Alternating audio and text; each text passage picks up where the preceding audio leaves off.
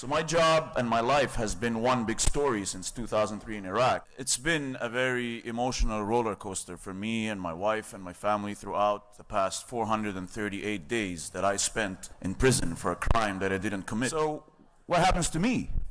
I reported for half an hour at 3 in the morning the designation of the Muslim Brotherhood as a terrorist group.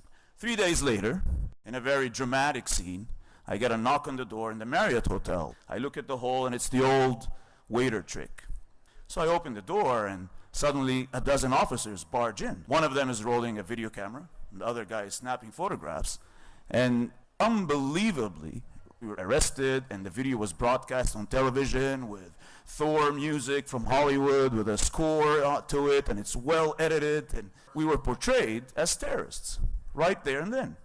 A month in the beginning in a cell that's probably as small as this stage where I'm standing on right now.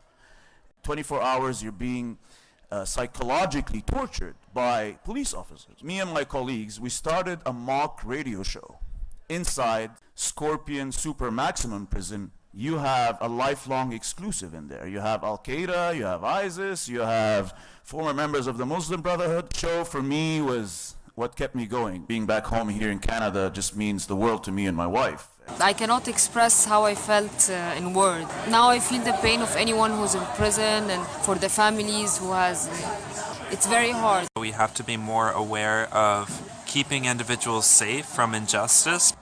It was super exciting for me to talk to him and speak to someone who's who went through such a trying experience. Governments need to understand that journalists will never be their friends. We're not intended to be friends with governments or politicians, and that's where it ends.